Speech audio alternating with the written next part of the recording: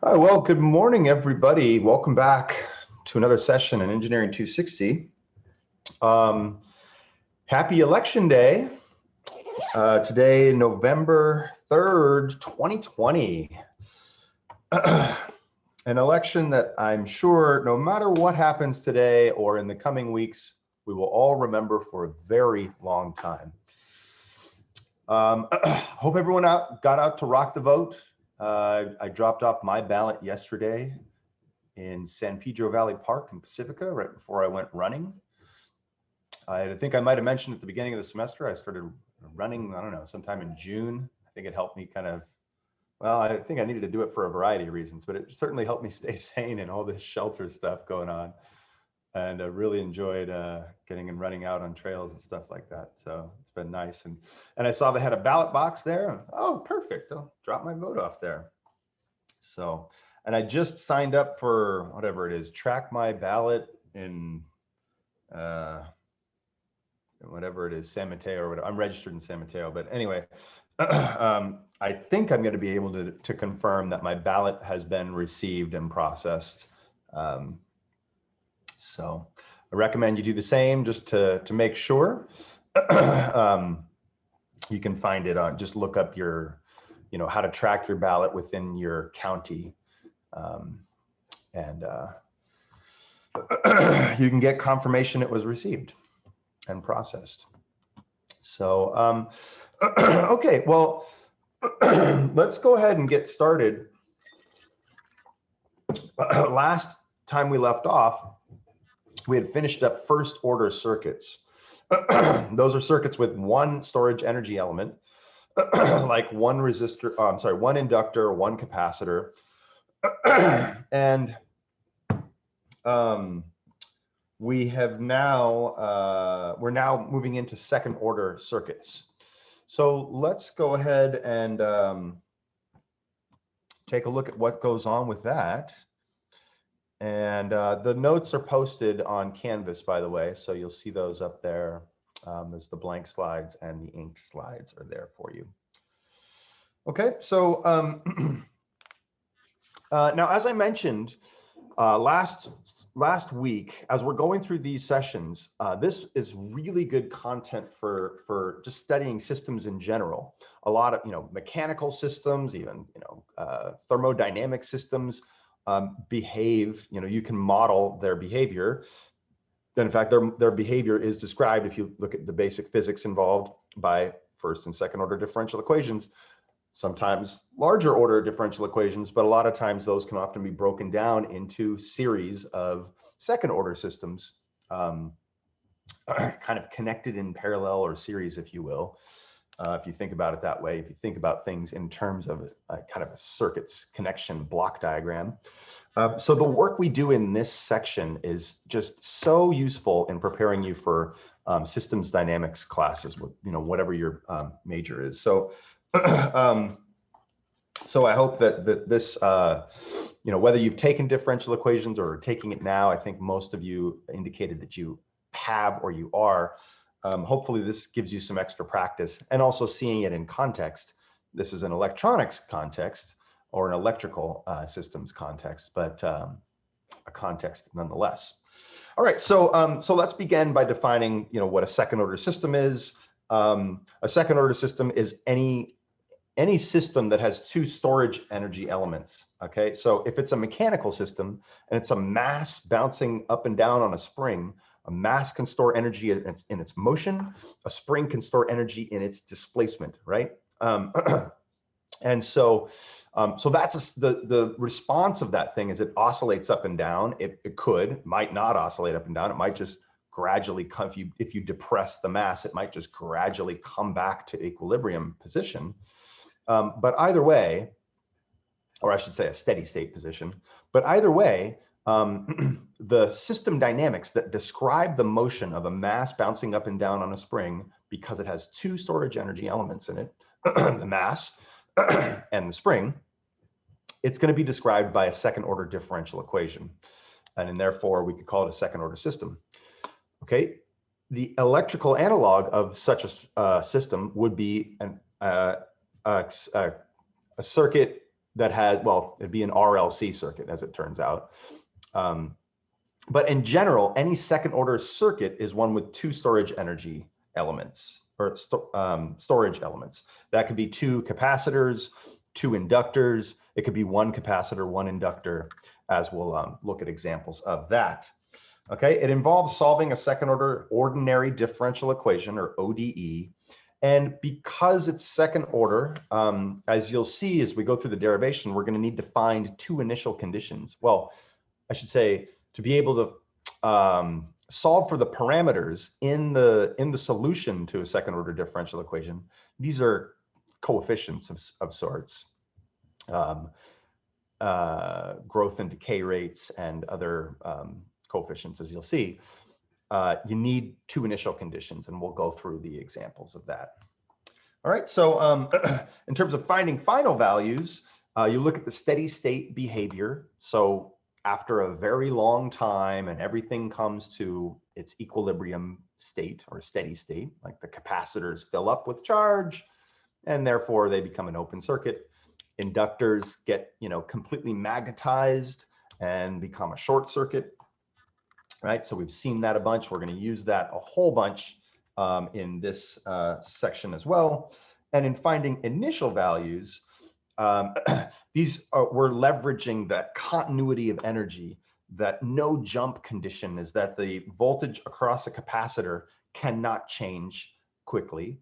In fact, it takes time to do so. So the voltage, just before a switching state has occurred, or a switching event has occurred, like a switch opening or closing, or a source turning on or turning off, the voltage across a capacitor before and after that event must be the same.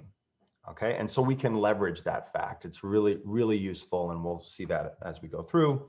And similarly, an inductor, because it stores energy in the magnetic field, its current cannot change instantaneously before and after, a switching event, right? So you can, if you know the value before, then you know the value just after the switching event.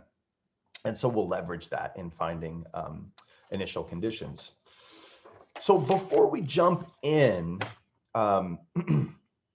fully to like deriving the response for a second order system and then doing some example problems, we're going to need to find a lot of parameters. And commonly, we're going to need to find a lot of parameters in solving these circuits. What I would like to say at the beginning of this talk is that,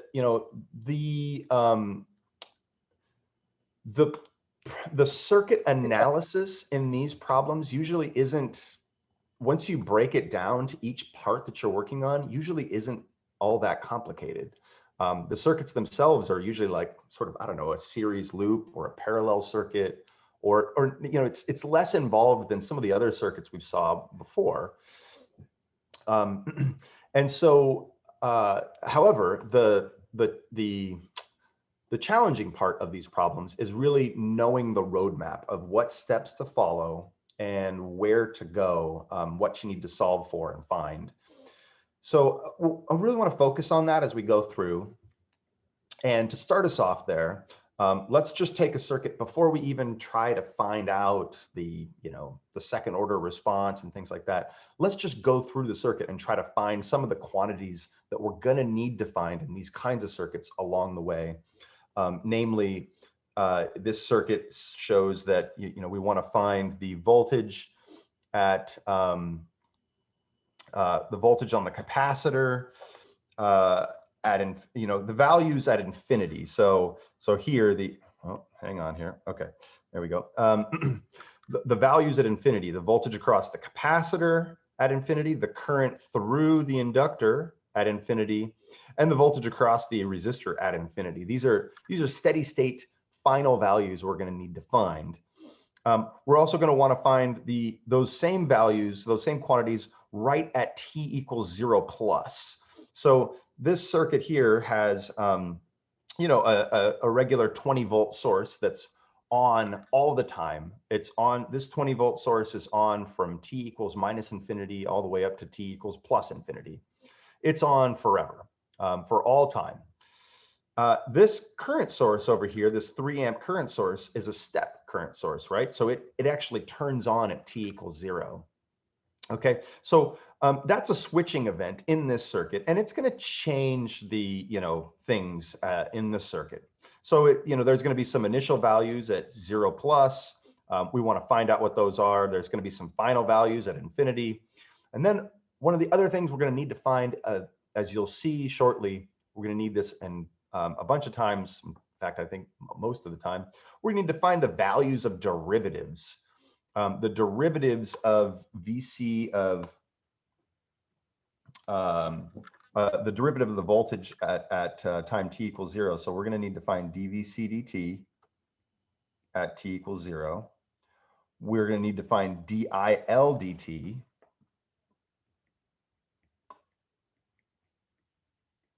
at t equals 0. And we also want to find dVdr or dVr dt at t equals 0. So the derivatives of the voltages across the resistor and the capacitor, and the derivative of the current at through the inductor.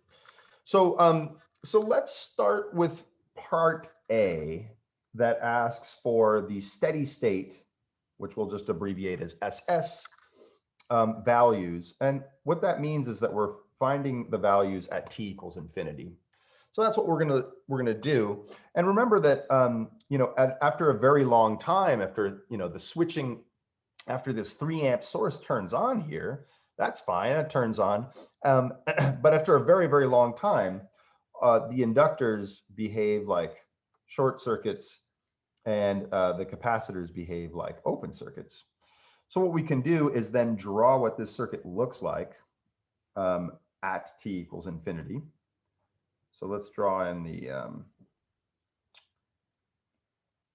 the components to the circuit here. Remember, this is the capacitor. It's been open circuit. Here's the voltage source. And then the inductor has been shorted. Oh, whoops, that's not. I wanted to do that. There we go. All right, so this is a 2 ohm resistor here. I can draw that a little bit better here. So there's a 2 ohm resistor there. There's a 4 ohm here. And then that was the capacitor. So let's just go ahead and write the values, what we want on there. So we're looking for, we were asked to find VC at infinity, VR at infinity. We want to find that voltage. And then we also want to find the current IL at infinity. Okay, so I think we can do a fair amount of this by inspection, actually, or very simple calculations. Let's take a look at the fact that, oops, hang on here. The fact that this, I forgot to label the current source here, but that's 3 amps, right? After t equals 0, it's turned on. It's a 3 amp source. And so one of the, probably the simplest way to look at this is that you have 3 amps coming in into this node here at that point. Now, some of it's going to split through the 4 ohm, and that actually, if the cap is open circuit, that all goes and connects in with that the current through the 4 ohm is the current through the inductor, and the rest of it is going to flow through that 2 ohm resistor. So we could actually go and solve for IL at infinity using current divider. So it's going to be that 3 amps times times a 2 over 2 plus 4, or 2/6 of 3 amps, or 1/3, which is 1 amp. Okay, so we just found that. All right, so this is 1 amp flowing that way, which means the remainder, the remainder of it is going to be 2 amps flowing down through the 2 ohm resistor. And now that we've established that, it's easy enough to go and then look at what the voltage across the resistor at infinity is. It's just going to be this 2 amps times the 2 ohms of resistance there. Okay. And that is equal to 4 volts. So we've found that piece there. And so as you can see, finding these steady state voltages are usually pretty straightforward.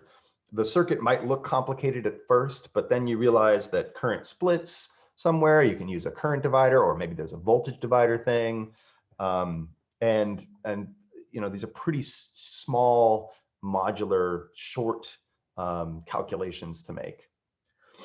Some of them don't even require calculating anything really, because if we were to draw on here, let's say in blue, we were just going to draw on the label ground here. With the inductor being shorted, that actually puts this node to ground too as well, doesn't it? So just by inspection, we can actually say that if this node here is 20 volts, then the voltage across the capacitor, VC, as labeled here with a plus on the ground side and a minus at the 20 volt side, by inspection, VC at infinity is just equal to negative 20 volts. And we can just sort of write that that's just by inspection. You can just see that it must be negative 20 volts. All right, any questions on what we've covered so far, the voltage on the capacitor, anything I can clear up before we move on to the next part, part B?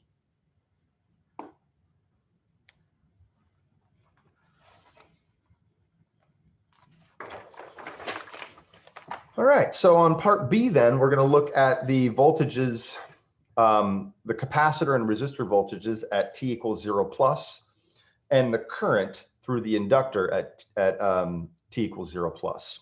But remember, we want to look at what was happening just before the switching event, because remember, things can't change abruptly before and after the switching event. At least the voltages on a capacitor can't switch quickly. The current through an inductor can't switch instantly. So it behooves us to then look at t equals 0 minus. So let's draw what the circuit looks like there. At 0 minus, that current source has not been turned on. We have the resistors there, and then here's the capacitor. Now at 0 minus, it's been on for a long time. So we'll actually, or rather it's, things have reached steady state, right? Okay, and so here's the 2 ohm and the 4, and this is the 20 volt source. And what we want to find is, we note that the inductor, the capacitor is open circuit because it's been that way for a long time. From t equals minus infinity all the way up to t equals 0 minus, things have been the same, right? Or rather, the capacitor will have charged up, right? And it'll be fully charged. So then this is VC of 0 minus. The voltage here is going to be VR of 0 minus. And then we'll draw again on the inductor current. That's still IL of 0 minus. Okay.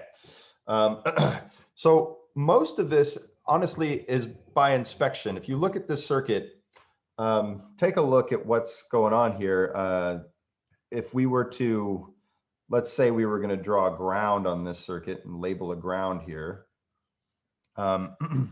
then what we can see by inspection is that VC of, well, let's actually go ahead and write this in here like this. VC of 0 plus has to be the same as VC of 0 minus by the no jump conditions, right? It can't change from before and after the switching event. So here you notice that this is still grounded there. So in fact, we still get a negative 20 volts across the capacitor. All right, so we've got that one there. If we go and look at the current through the inductor, IL at 0 plus, that has to equal, again, by the no jump conditions, it has to equal IL of 0 minus. Now, if we look at what IL of 0 minus is, hang on a second here. Well, you know, any current flowing through the inductor here would have to be coming from that place, right? From the 4 ohm resistor. That's the only place it could come. And then from that line of reasoning, the only place it could come there is from that 2 ohm resistor. But if you look, there's no source of energy. There's no voltage source, electric pressure pushing current through the 2 and the 4 ohm resistors.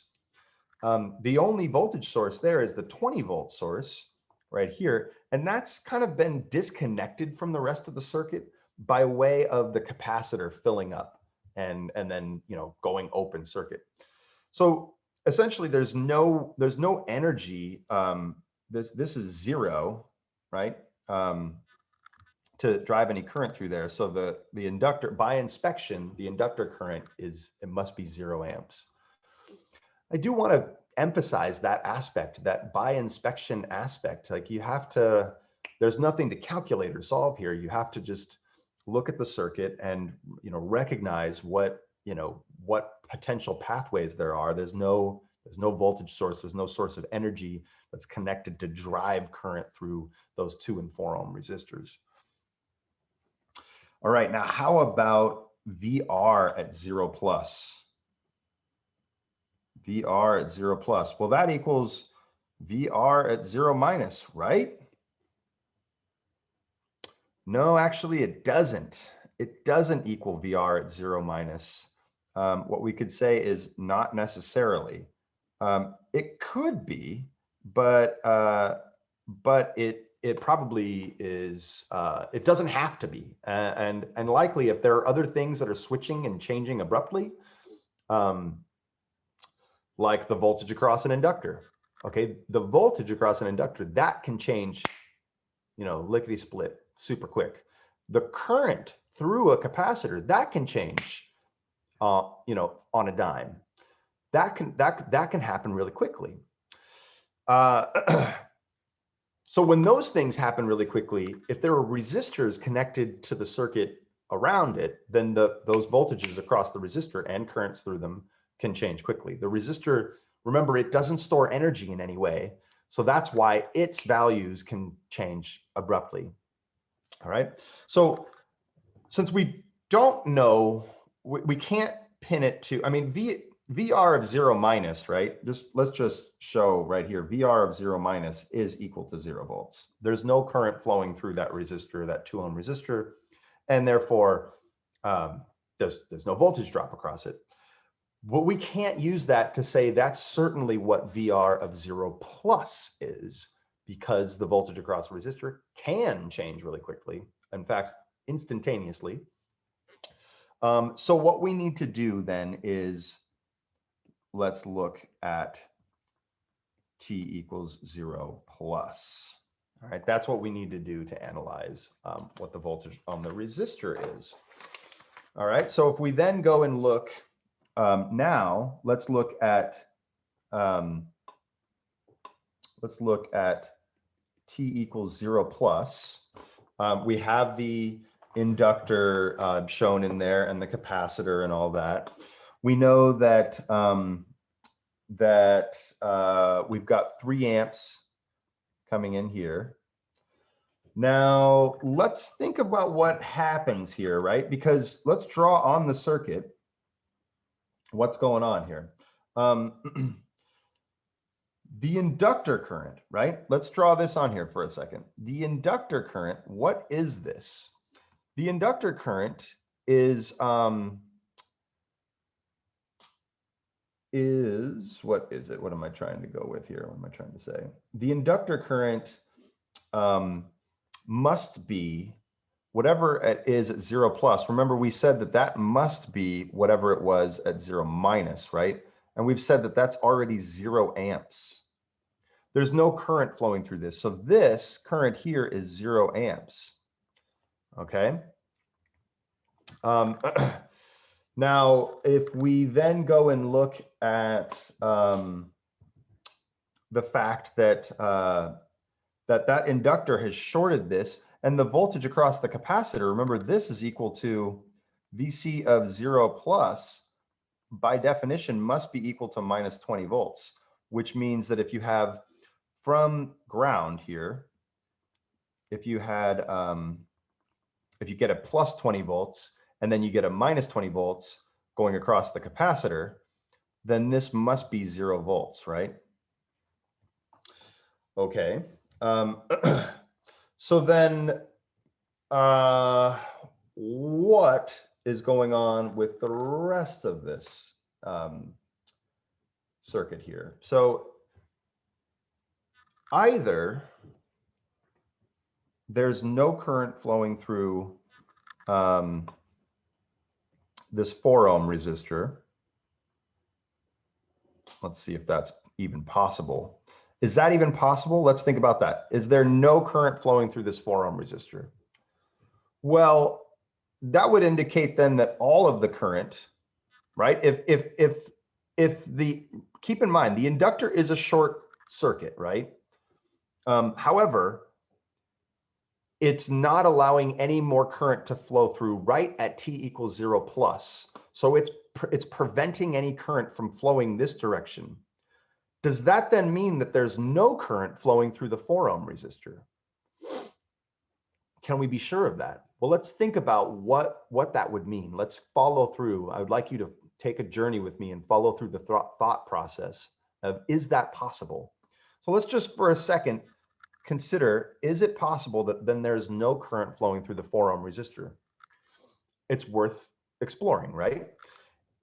If that were true, then all of the 3 amps of coming from the source would then be going through this 2 ohm resistor, correct?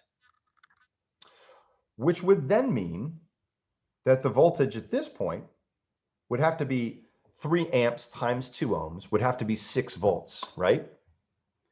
Well, hang on a second. Okay, that's all of that is fine so far, right? But if that's 6 volts on this side, and then there's 0 volts on the other side of that 4 ohm resistor, we know that there's a differential voltage across it, and therefore there must be current flowing through it.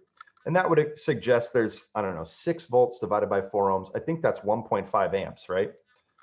So that would say then that there must be 1.5 amps of current here, and that actually violates the Kirchhoff's current law, right? There's only 3 amps coming into the junction. You can't have 3 amps going out and 1.5 amps going through. 3 amps going down through the 2 ohm and another 1.5 amps going through the 4 ohm. There's not enough current to provide that.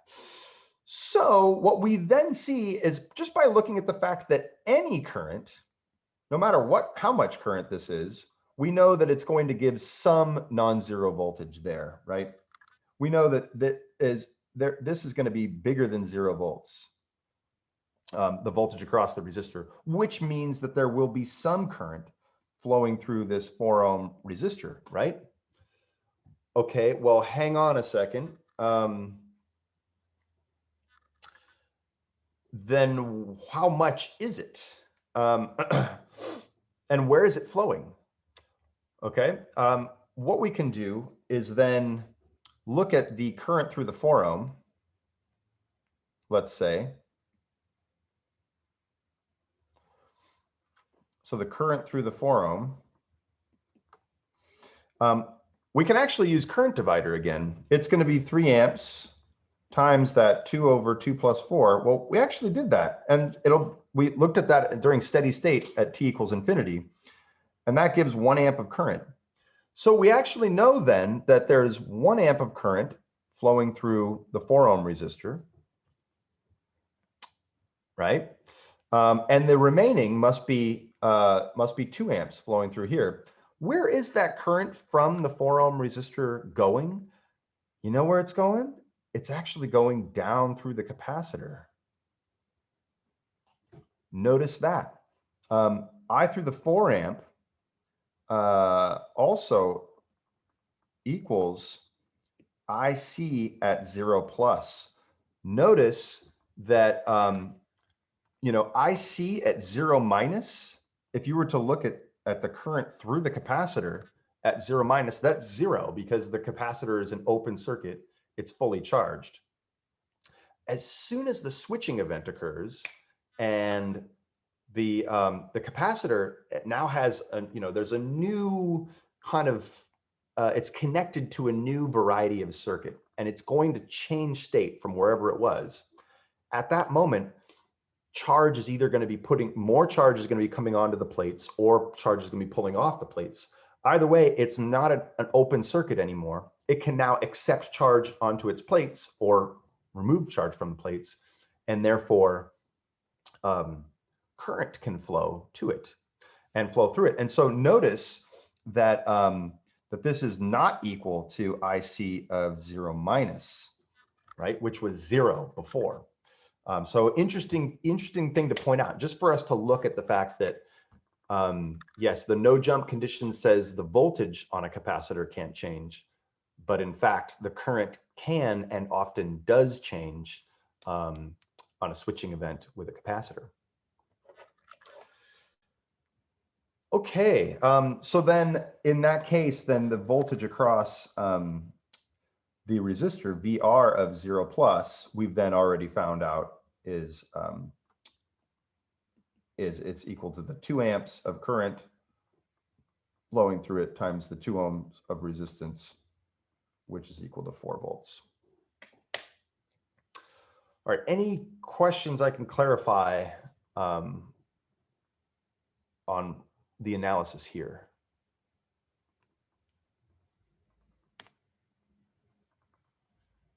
Does that sound okay?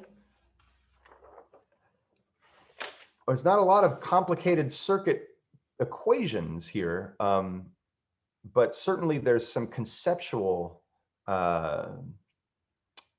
you know, nuances that we have to kind of work through. And it really rests on, let's think about what does it rest on? It rests on how capacitors and inductors behave. The fact that they cannot change quickly in one variable or another. It's voltage for a capacitor, it's current for an inductor. Okay, let's then move on to part C, which is looking for the derivatives of each of these things at t equals 0. So let's go take a look at that. All right, now we want to explore, okay, so like let's start with the derivative of the current, dIL dt at t equals 0 plus. Okay, which I might just start writing t equals 0 just for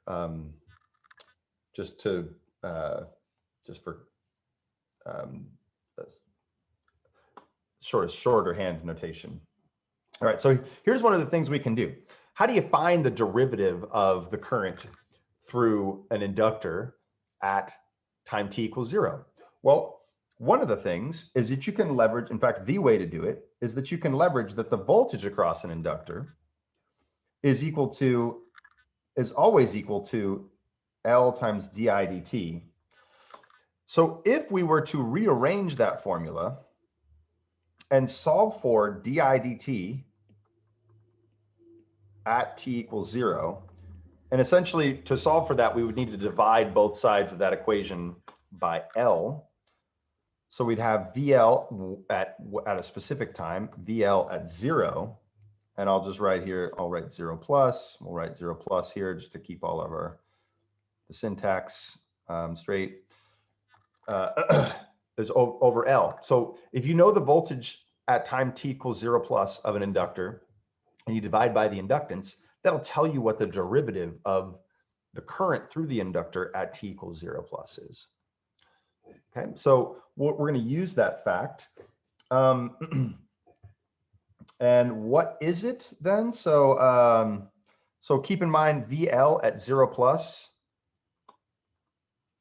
is 0 volts because the inductor is a short circuit. right? Remember that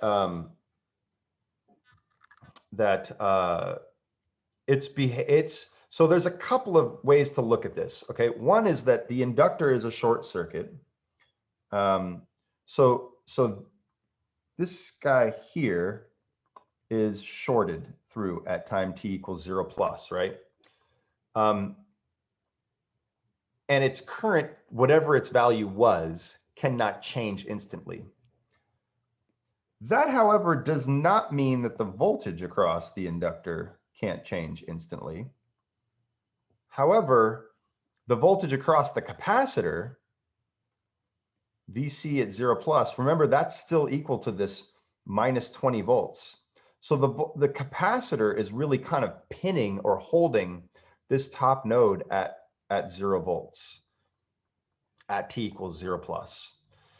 So that's another way in which, you know, the inductor then has ground on both sides, has 0 volts on both sides of the inductor.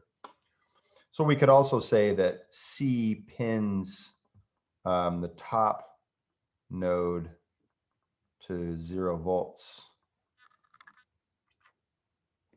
All right, so therefore, by that analogy, then DIL dt at t equals 0 plus is equal to 0 amps per second.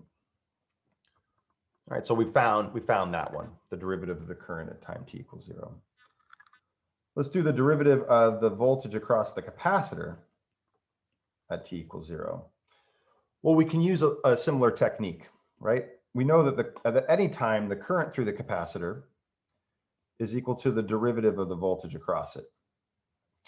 And if we then rearrange this formula and solve for the derivative of the voltage across the capacitor and evaluate it at t equals 0 plus, well, how do we solve for that? We divide both sides of the expression over here by C, right? So we get then that it's IC of 0 plus over C. And we, in fact, already found IC of 0 plus on the last slide. We found that IC of 0 plus is 1 amp. It's actually flowing through that capacitor there. All of the current through that 4 ohm resistor has to flow through the capacitor, through the 20 volt source and down to ground. So going through that analysis actually helped us on this next slide, where we already know IC of 0 plus is 1 amp. And then C is a half a farad. And so the derivative of the voltage across the capacitor at t equals 0 plus is 2 volts per second.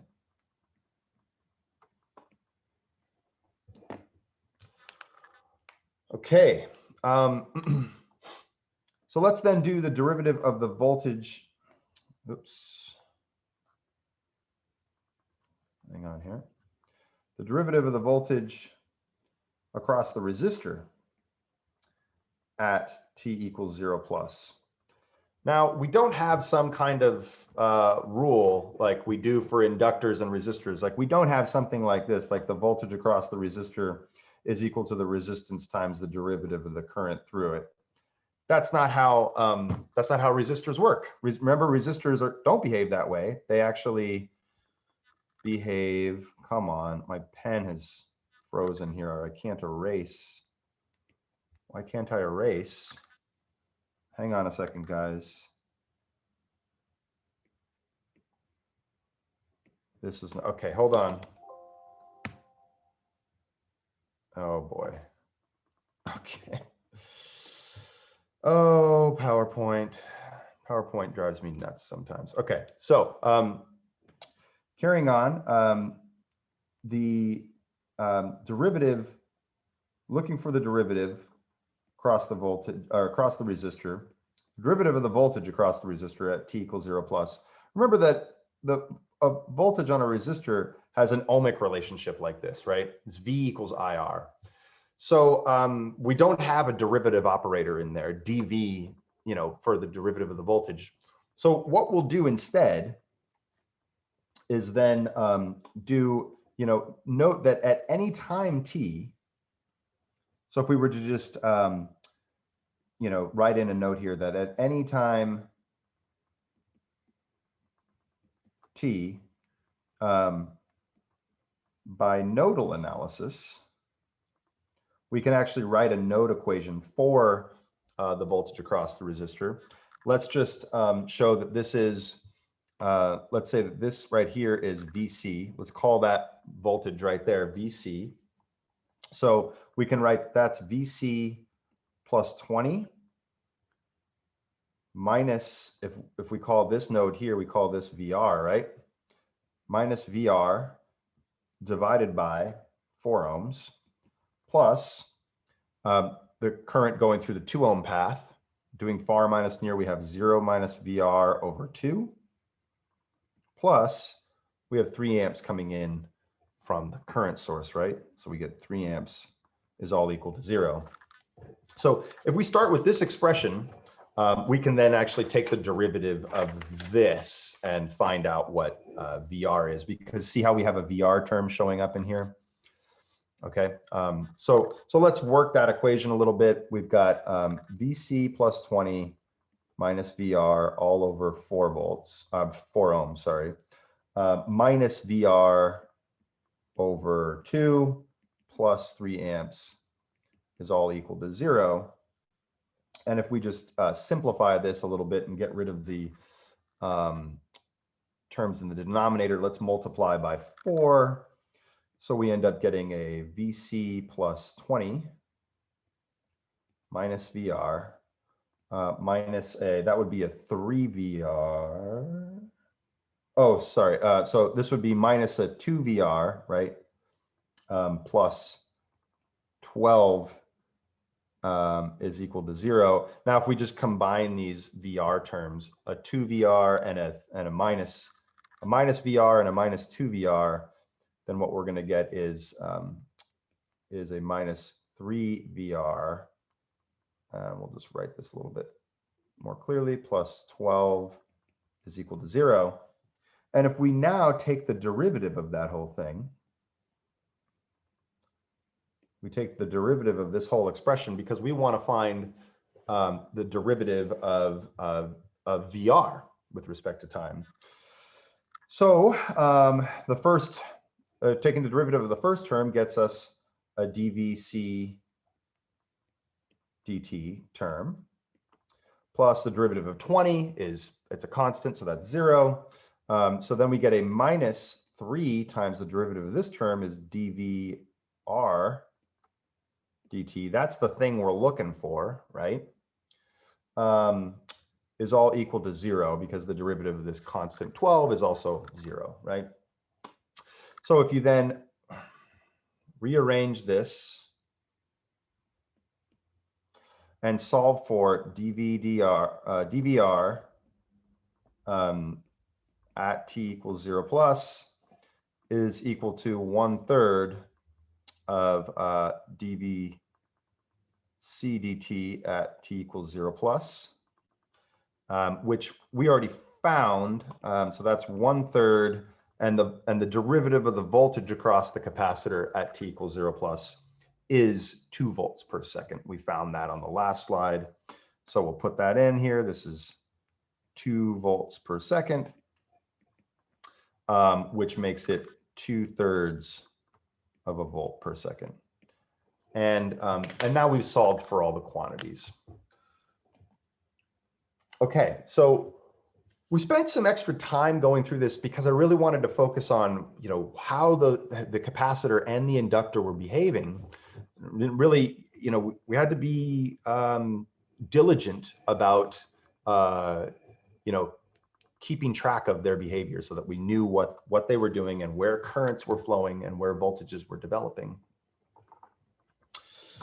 All right, so that's going to help us solve second order systems. So now let's go through and look at our first derivation of a second order system, and that would be this source-free series RLC circuit. Okay, so in a source-free series RLC circuit, there are no sources. So what provides the energy for anything interesting to happen in this circuit? It's the initial energies, initial conditions stored on either the inductor and or the capacitor. Okay, so just in general, if we've been given a system generally that has, let's say in this series circuit, that there's an initial current I naught flowing through the inductor. Let's just also note that that flows through the whole circuit, right? It's one series pair, series combination. So it flows through the capacitor, it flows through the resistor. And there is an initial voltage across the capacitor V naught, that's VC of 0. Okay, and let's say we want to find an expression for I of t, the current through this thing, through this whole circuit. Okay, so what we're going to do is start with a KVL, and we're going to go counterclockwise, just for it gives us the signs work out conveniently if we do it that way. So let's realize that if current is flowing in this direction, we've been told current is flowing in that direction. We're going to take this as a VR like that. Here's VL, and then there's obviously V naught, right? So as we go around the other direction, we're going to get a plus V naught, a plus VL, and a plus VR. So I'm going to write them starting, let's say here, and we're going to go around that way. So we get a plus R times I, that's the voltage across the resistor. We get a plus VC as we're going up across the capacitor, and we get a plus VL, and that is all equal to 0. All right, so simple, straightforward. That was the, that's the summing the voltages around the loop. It's the voltage drops across all the elements. Let's then remind ourselves that VL is equal to L di dt. Whoops, hang on here. Di dt, and VC is equal to, you'll recall that if you want the voltage and you're given the current, you have to do an integral. It's 1 over C times the integral from minus infinity up to t of I dt. All right, so if we put that into we put those parameters into our formula, we get an Ri plus an L di dt plus a 1 over C, the integral from minus infinity up to t of I dt. And all of that is equal to 0. Right, but that's just, how do we arrive at that equation? Well, all we did was just did KVL and then plugged in the differential operators. Now this kind of formula has a name. It's called a second order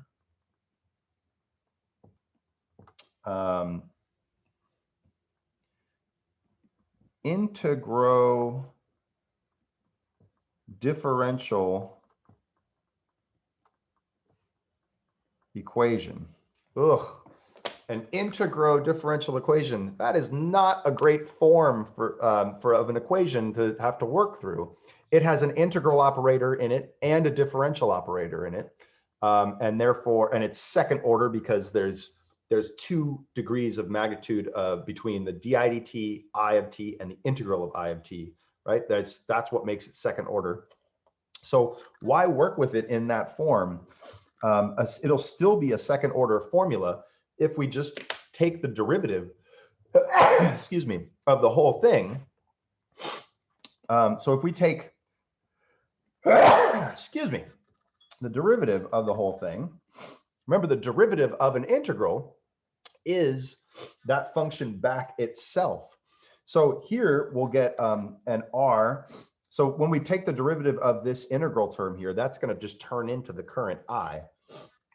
So let's go ahead and apply it. ddt of the Ri term is going to be R times di dt. ddt of the L di dt term is going to be L times the second derivative. No. Oh. Okay, hang on. Sorry. Having problems today. It's going to be the second derivative of the current And then when we, like, as we just said, when we take the derivative of this integral term, we're just going to get back the current itself, and all of that is equal to 0. All right, this is in a much better form because now all of the differential operators are well, they're differential operators. We have no integral operators in there. Okay, so if we actually rearrange this and put it into standard form, and if you've taken differential equations or are taking it now, you've seen this probably a bunch. If we write it in standard form, that's by putting the highest order operator first, and then successively smaller or lower order derivatives.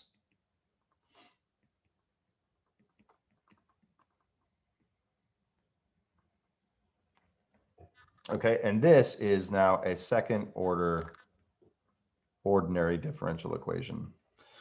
Okay, now when we did first order equations, first order systems last week, we noted that that the solution to a first order system was a function. In fact, the solution to any differential equation is a function. Right? That's one of the ways in which it's different from an algebraic equation. The solution to an algebraic formula or equation is a number. The solution to a differential equation is a function. So as we write, we note that there's some function I of t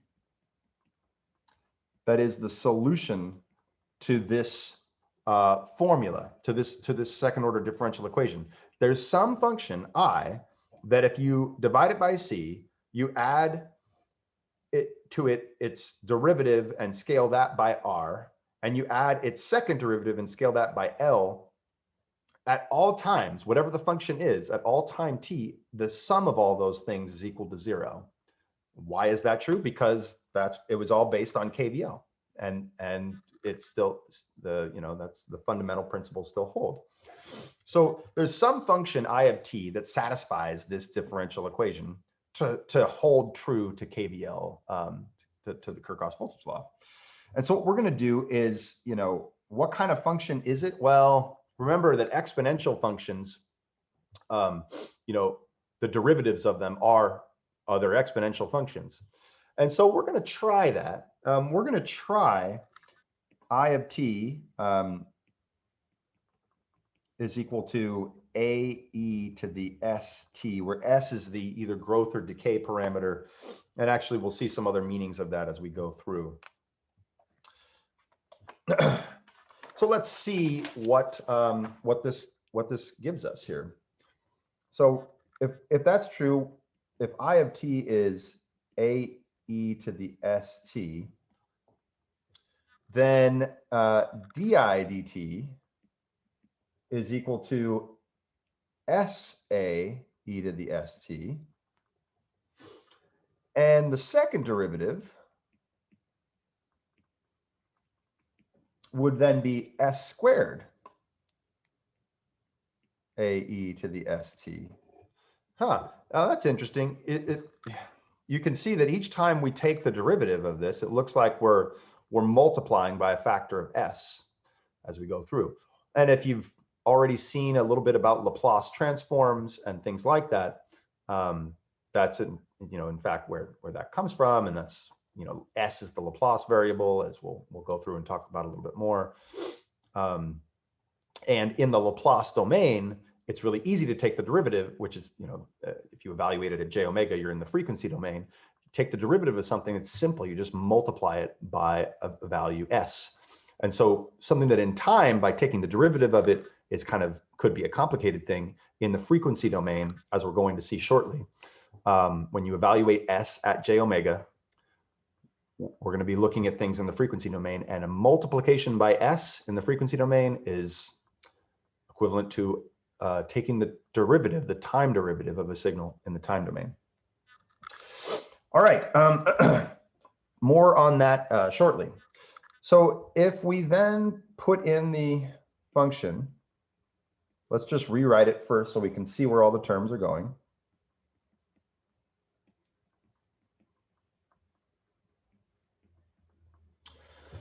Now we're going to plug in the values for those derivatives. So the second derivative, remember, we said that's s squared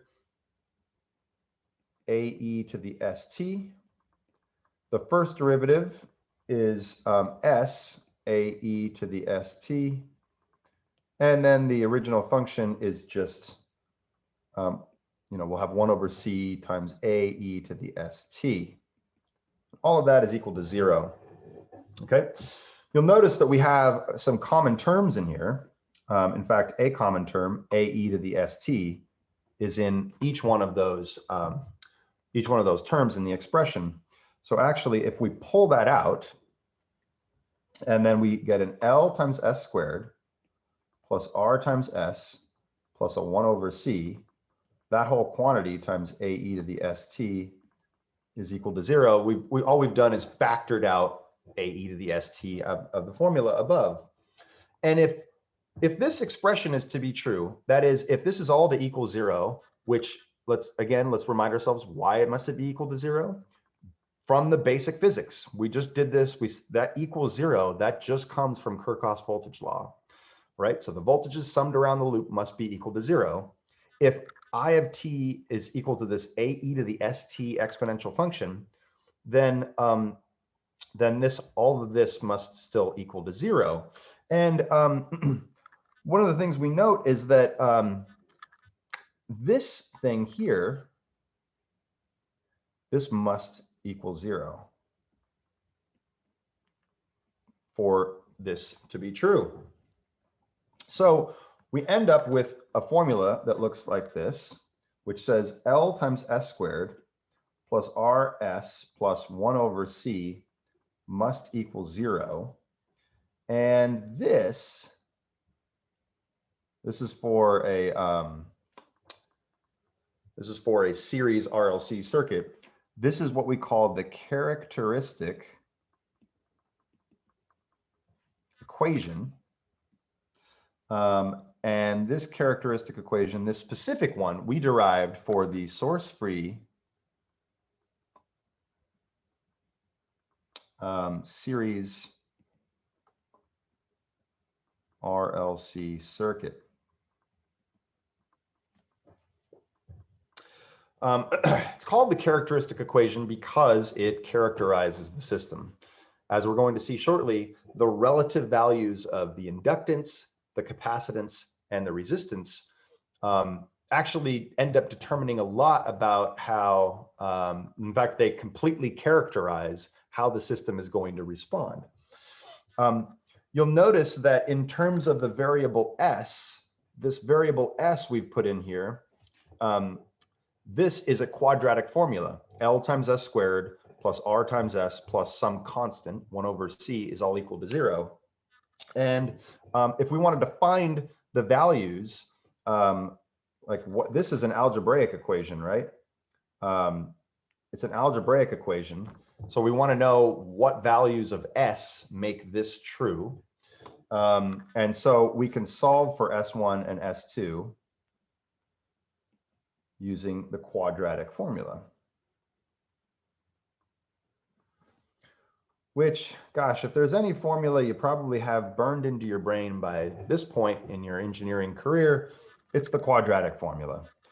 What is it? It's minus b plus or minus the square root of b squared minus 4ac all over 2a, right? Where in our case, the values for a is equal to, in this case, a is equal to L, B is equal to R, and C, what we're calling C, is equal to 1 over the capacitance, right? Okay, so then let's calculate this this thing here. Let me give myself a little bit of room here. So S1 and 2 are then equal to, if we plug in the values for A, B, and C in terms of the inductance, capacitance, and resistance, we get a minus R plus or minus the square root of R squared minus 4 times L over C, right? That would be the as if we plug in all those values, and then all over a 2L.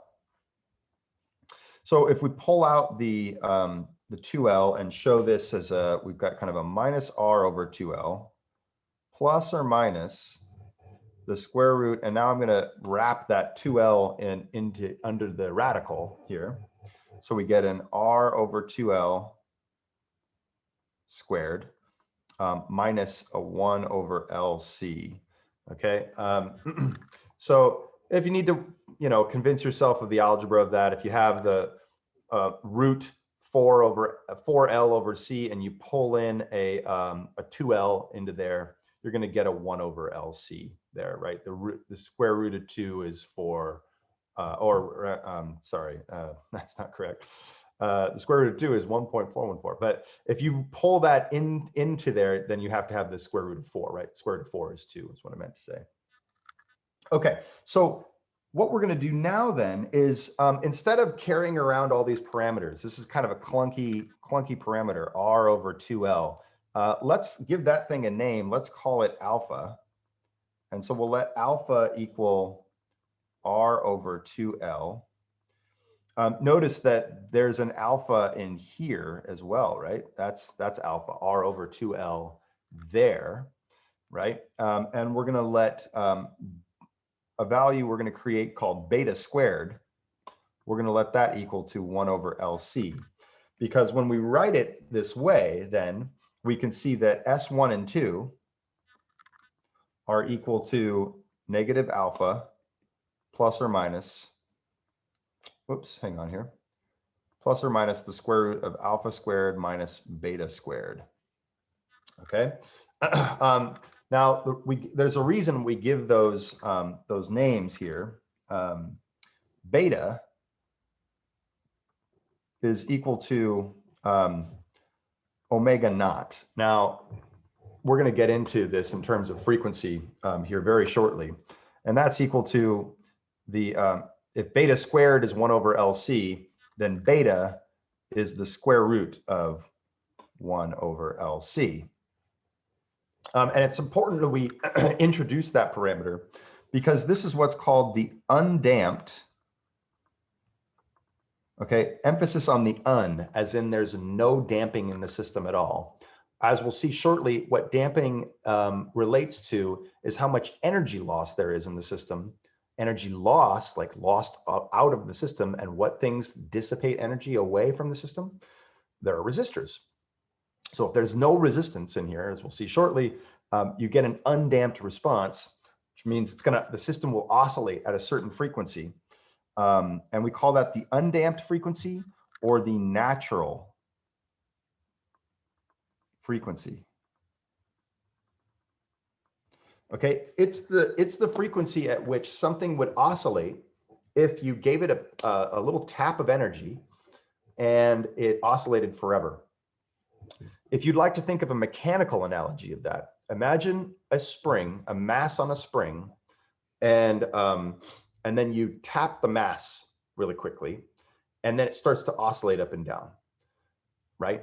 Now, you know from common everyday experience that those oscillations are going to start to decrease in size as time goes on. So it'll be oscillating a lot at the beginning, and then a little less so and a little less so until the oscillations are so small you can barely perceive them, until it essentially comes to a steady state, an equilibrium. Now, what if, imagine that you could design a system in, a mechanical system that never lost any energy. Why is it losing energy? Well, there's friction, there's viscous friction in the spring, there's other things that are happening that are just pulling a little bit of energy out of the system through each pass on the oscillation. But imagine that didn't happen. Okay, now it's oscillating at a certain rate, maybe 2 times per second or something, like 1/1000, right? So it goes twice in 1 second.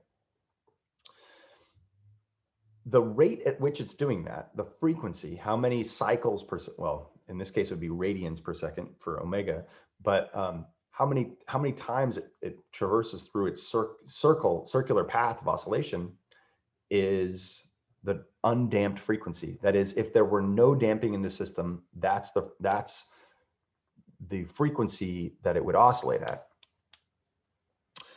In the electrical analogy here, or in the electrical system, if there were no resistance, right? Remember, resistors dissipate energy out of the system, out of the circuit. If the capacitor and the inductor were just going to trade energy back and forth to one another, and they continue to do so, they do it at a certain rate. And the rate at which they would do it is the undamped or natural frequency of the system. And you can calculate it as it's the square root of 1 over LC. That's how to find it. It does have the units of radians per second.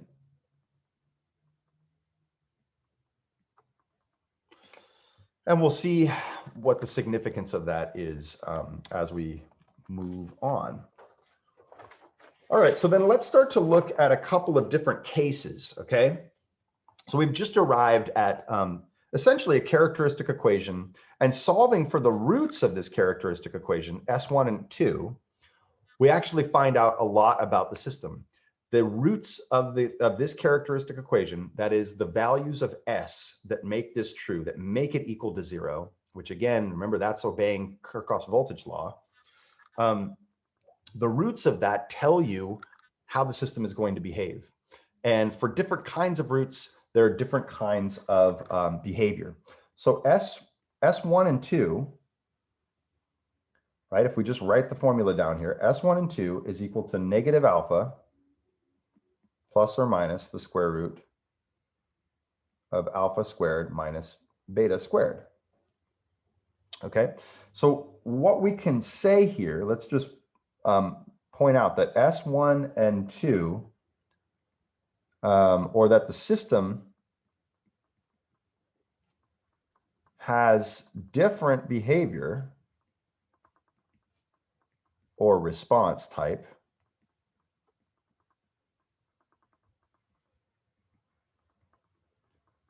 depending on the S1 and 2 roots to the characteristic equation. Okay, what determines it is so this is determined by the value under the radical, or no, the square root operator, which is called the discriminant. That's DESC. I'm not sure. I always forget, but anyways, discriminant. Okay. The discriminant is the thing that determines the values of the root. So let's take a look at some cases. Let's take a look at case 1, where alpha squared is bigger than beta squared, right? If alpha squared is bigger than beta squared, then alpha squared minus beta squared is bigger than 0, which means that the value under the radical, this value in here, is positive, which then dictates that the values are real. That S1, the values of S1 and S2 are real. So S1 and 2 are what we call real. They're also distinct. In other words, that they're different values. S1 is not equal to S2. And we'll also point out that they are both negative.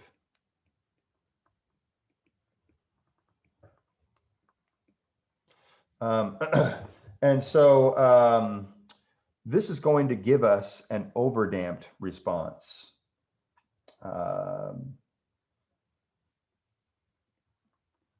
This gives us the overdamped response, or the system is overdamped. And we'll introduce what that terminology means as we continue to go through. What are the conditions to be overdamped? Well, the conditions are that, well, we just said that alpha squared has to be bigger than beta squared, and which then means that alpha is r over 2l squared. Oops. That has to be bigger than 1 over LC, which if you rearrange that, what you can show is that the resistive element, remember that's the thing that is sort of the electrical friction in the system. It's the thing that is doing the damping. All right, so when we say over damped, we're really talking about how much friction, or in this case, electrical friction resistance is in the system. This is, if this value is larger than 4L over C, then the system is what we call overdamped. Okay, now S1 and S2, as we're going to see shortly, they could have an imaginary or complex part. Whoops, hang on here. So one of the things we do is draw them in the complex plane. Now, in this case, in the overdamped case, they're actually real numbers and they're distinct. They're real and distinct. But we still draw them in the complex plane, which, as a refresher, I don't think we've looked at the complex plane a lot in this class yet, if at all.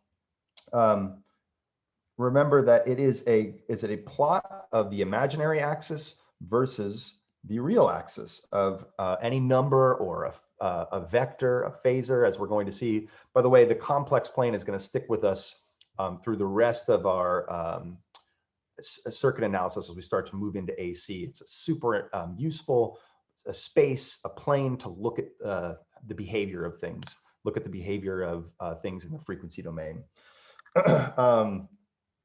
And so the values for S1 and S2, well, if we look at where negative alpha is on the complex plane, that's just some number, whatever it is. Remember, alpha is just R over 2L.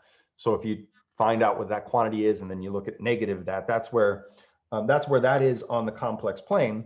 And the two roots are here. They flank each side of the complex plane. So this is S1.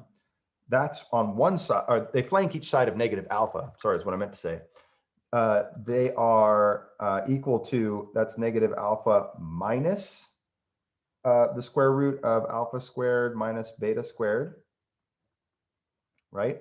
And then there's the other one, which is just on the other side of negative alpha. That's S2.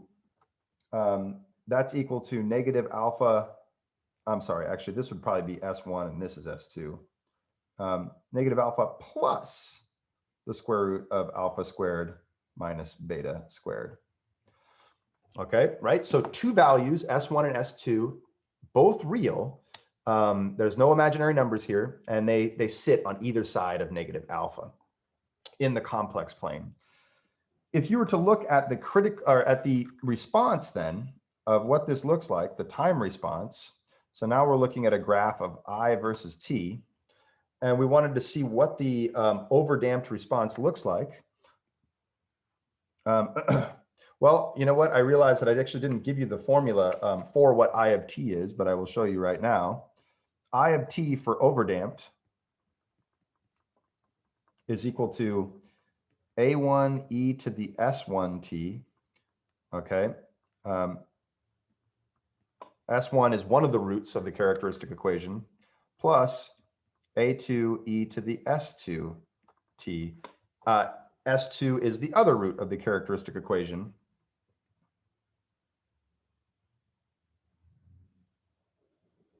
Okay, and this is the overdamped response.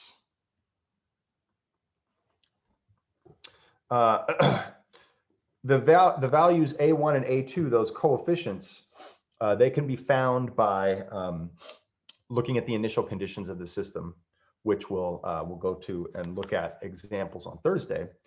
The overdamped response looks something like this. It's two exponential functions adding together, A1 e to the S1 t plus A2 e to the S2 t.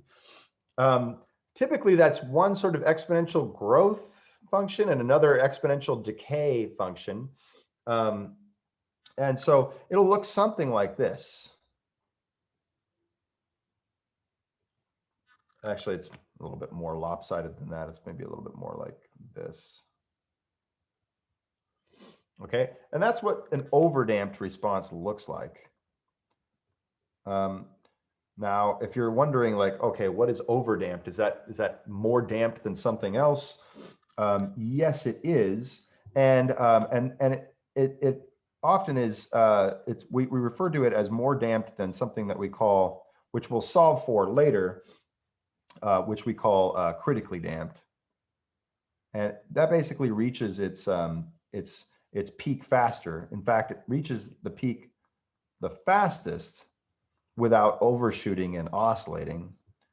And we'll see that there are certain conditions in the characteristic equation that give you the critically damped response. And as we'll show on Thursday, it depends on when alpha squared is equal to beta squared, or in other words, the discriminant is 0. So really what you're going to see here is that as we go on, we'll pick this up on Thursday, is we'll have 3 cases. The discriminant is either positive. Okay, we just looked at that case in which S1 and S2, the roots are real and distinct. Or, as we'll show these cases on Thursday, the discriminant is 0. That means that the radical, the value is 0 in there, and so then both poles, or both the roots of the system, both of them lie at negative alpha, and that's the critically damped response. Or the discriminant is negative, the value under the radical is negative, and that would give us an imaginary component or complex conjugate pair of roots, and that's called an underdamped response, and we'll see the significance of that as we go on. So that gets us well underway into our first lesson in second order systems. We'll come back on Thursday and look at the critically damped response, the underdamped response. We'll look at a special case called undamped response. Again, we're going to do this all for the series RLC circuit, and then we'll look at solving a problem in the series RLC circuit, and then we'll start to look at a parallel RLC circuit and see how the characteristic equation is slightly different from that for that one, because it's physically a different system. It's a different connection of components. And then we'll continue on in how to solve these systems. All right, so with that, good to see everybody. Make sure you go vote today if you have not mailed your stuff in or dropped it off already. And I look forward to seeing you in lecture next Thursday, but I'll also see most of you in lab this afternoon. Till next time.